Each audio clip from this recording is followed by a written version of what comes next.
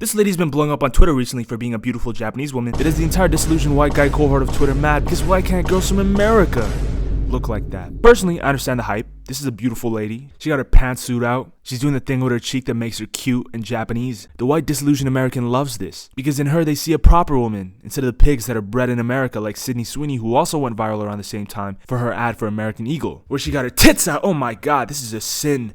Get me an Asian woman now! But what these Twitter folk fail to understand is that yes, this is a beautiful Japanese woman. Yes, she'll probably be nice and sweet as well. But at the end of the day, she's a woman. And one day, she will switch up on you. Because that's what bitches do! I'm sorry for the heated intro. I just broke up with my girlfriend and she happened to be Japanese. And everything was going well until it wasn't for some reason. She switched up on me for no reason.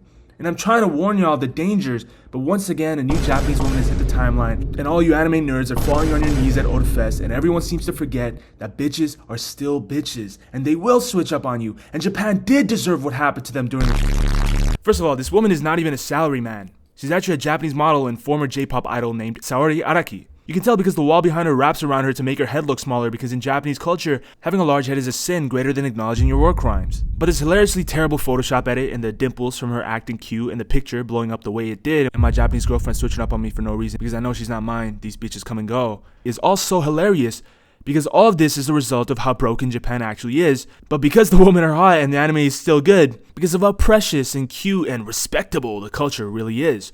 But me, I never fell for the bait. Because I was born there, and I hated it there, and I moved here, to America, and now I kinda miss it, even though I hated it there because of you guys gassing up Japan like it's in 2050. It's not 2050, motherfucker. I understand the appeal of Japan. It's a stunning country with amazing technology that isn't actually amazing anymore. It's been surpassed for years now in terms of advancements in productivity by other OECD countries. Advanced toilets that keep your ass warm and spray your butthole with water, and maid cafes. There's a real gung-ho to Asia that I don't experience in the capitalist wasteland that we call the United States.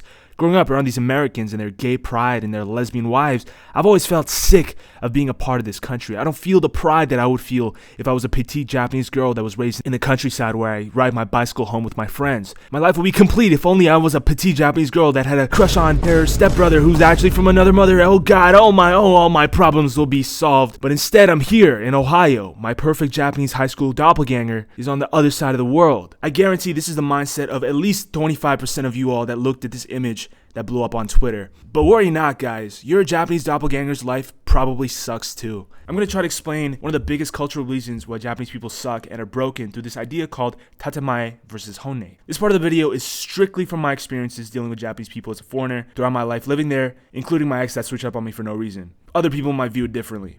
In Japanese culture, Tatemae and Honne describe the tension between one's true feelings and the public facade you present to maintain social harmony. Tatemae is a social script that you follow in public, where you use polite language, agreed upon norms, and approved opinions. And Honne is what you actually think and feel, your private opinions, desires, and frustrations. AKA, these people are fake as fuck. So yes, Japan is known to have one of the best hospitality cultures in the world. They bow to each other. They apologize profusely for doing something wrong. But don't get it twisted. This is all political. If you do something wrong, anything wrong, they will snake you and make you feel like you don't belong because you do not conform to the norm. I remember when me and my bae was hanging out alone, she was the best girlfriend ever. She was cute, she was nice to me, she was amazing. She'd do all this cute stuff and be really grateful and all that. But then, when I came to hang out with her friends, she was fake as hell. I tried to hold her hand in front of her friends. The bitch swatted my hand away. I'm like, damn, bitch, that's how you feel? That's how you really feel? I talked to other Japanese people about this, and turns out being nice to your bae in public is not normal. People don't do that in Japan. People want to respect the so-called social harmony over making their partner feel like they're loved and appreciated, which is practically the complete opposite of what happens in the West, and I guess a symptom of why foreigners complain that in Japan there's so many rules. You know that one scene in One Piece where Luffy punches a celestial dragon and just starts wreaking havoc, and all the people cheer at Luffy for liberating them and saying, "Thank you, you're my savior"? If Luffy did that in Japan, he'd get shamed into submission on the spot. These Japanese salarymen don't want to be free. That would ruin the social cohesion, and people will be uncomfortable. That's because Japan is what we call a shame-based culture. For those that don't know what that means, anthropologists have long used guilt, shame, or honor to describe the three broad ways society enforces norms. Guilt cultures rely on internal conscience. Wrongdoing triggers self-reflection and a drive to make amends, usually with God or religion. This is mostly common in Western societies that value individualism, like America, whereas shame cultures enforce their norms on external judgment, like the fear of embarrassment or loss of face in public, and wrongdoing triggers withdrawal or hiding. This is common in many East Asian societies that emphasize collectivism and social harmony, like Japan. Honor cultures, on the other hand, are just straight up, if you think your daughter's a hoe, just kill her and it's okay because she's a hoe and she's ruining the honor of the family. Japan is obviously shame-based, but why? Most of you know, Japan was a straight up fascist die-for-your-emperor state until the atomic bombs hit its shores. Then they became chill and prospered under US occupation. But people seem to greatly overestimate the exact amount of influence the US has had on the way Japanese society functions in the modern world. Yes, the US set up a new democracy and demilitarized Japan away from its fascist roots, but the overall judicial systems and ideas still remained more or less untouched. The Liberal Democratic Party, which is a major conservative and nationalist political party that was formed in 1955, and by far the most popular political party in Japan because it has won more or less every election ever since its inception, was most famously led by Shinzo Abe, who literally visits shrines that honor Japanese war criminals and actively donates to revisionist groups and downplays textbook references to Japan's wartime aggression. The same guys that got an even worse reputation than the Nazis, the same guys that had one of their generals build a makeshift prison in his backyard and live there for the rest of his life after he got released from prison because of the guilt, the same guys that created a 100-man killing contest where 2 of their officers serving in China made a competition on who could kill 100 people the fastest with a sword. And it's not like this was classified information, by the way. This competition was published in Japanese newspapers during the war like it was an NBA finals coverage. They even did an interview with the guys doing the killings where one of the guys said, without realizing we both surpassed 100 people. It was quite pleasant. Do you understand how hard it is to kill people with a sword? These are the crimes that the prime minister of the country is trying to suppress, and the US has pretty much just let it happen. Because why not? Japanese relations with the US is good. In fact, during World War II, there was a research unit in the Japanese army called Unit 731 that committed literally some of the worst acts of human experimentation of all time on their prisoners of war. They did vivisections, they deliberately infected patients with plagues, anthrax, and frostbite, and literally none of the patients survived. People survived Auschwitz, but not a single person survived Unit 731.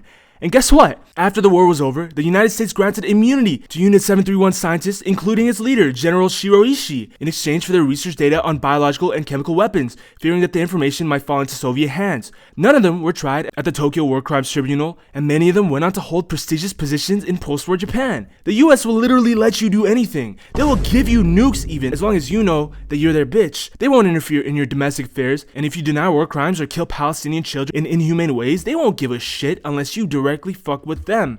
In a way, it's fair, I guess. But anyways, back to Shinzo Abe. Shinzo Abe unfortunately died in November 2022, and the reason he got shot was because the guy that shot him, Tetsuya Yamagami, his mother had donated her entire family's net worth to a cult named the Unification Church, which Abe's grandfather legalized in Japan and Abe himself publicly endorsed. For those that don't know, the Unification Church was founded in Korea in 1954 by Sun Myung-moon, aka Moon, as an anti-communist millenarian movement, which basically means it's the Asian equivalent of Mormons and Jehovah's Witnesses. But for some reason, it's incredibly influential, especially in Japan, causing LDP politicians to court it and legitimize it for votes and donations. The founder, Moon, claimed to have a heavenly vision at the age of 16 in which Jesus Christ himself invited him to complete Christ's unfinished mission on earth, which I guess culminated to him receiving a fuck ton of donations from rich people and donate some of the proceedings to George W. Bush's campaign for even more political protection. Nothing says I'm the second coming of Jesus other than the washing of my money and resources in order to legitimize my wealth. Yo, people always call you crazy for saying that the world is run by a cult of people that worship a lizard as their lord and savior, but Japan is literally ran on the donations and influence of cult leaders that aren't even creative enough to come up with their own mythology. They still use Jesus as a crutch for their lore. Like, it's not even original. Motherfuckers aren't even reading the source material in Japan.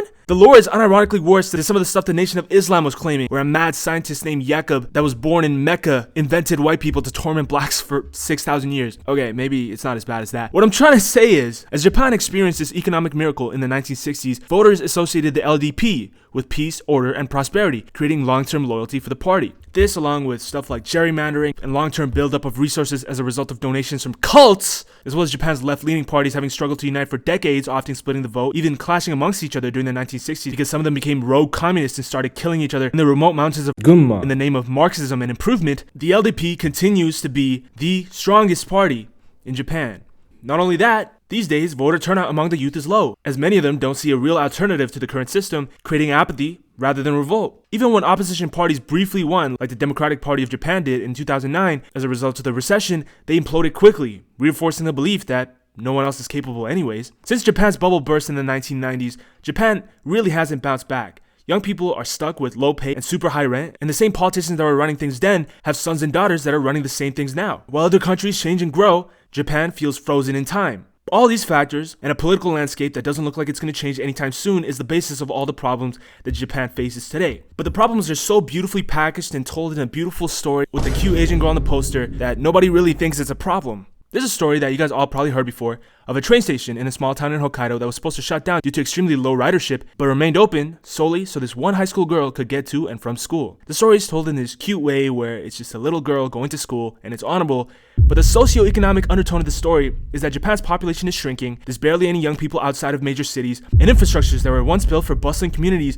are now ghostly reminders of olden days. The people in these villages are old, they're not procreating. That girl graduated high school in 2016 and the train station is shut down since. The Japanese population is sinking. But hey, oh my god, this can be a cute anime movie, guys. Oh my god. Y'all think this is cute? Y'all think this is funny? Y'all think this is that's how you feel? Why did my bitch leave me? The salaryman is passed out from exhaustion and alcohol consumption because he spent the last 14 hours chained to his desk, wrestling with endless spreadsheets and emergency emails, only to be dragged straight from the office to a late-night nomikai as a casualty of Japan's relentless workforce economy, where wages stagnate and the unspoken rule of unpaid overtime forced him to lock 60-hour weeks just to keep his mortgage and pension contributions afloat. But y'all are saying, oh my god, Japan is amazing because the citizens leave Pocari sweats beside them. Oh my god, Japanese people are so polite and nice. The United Nations projects Japan's population will fall below 100 million by 2050, reshaping its economy, society, and political landscape. The total population of the country dropped 0.44% from the year before, the 14th straight annual decline, and the largest drop since records began in 1950. Nearly 30% of Japanese people are 65 or older, giving Japan the oldest population in the world and no future generation to carry the burden. But hey, at least they got them fine-ass petite Salarywoman changing the shape of their head and Attack on Titan butthole and butthole cleaning toilets. Am I right, guys? Oh my god, I miss my bitch. I miss my bitch. I miss my bitch. I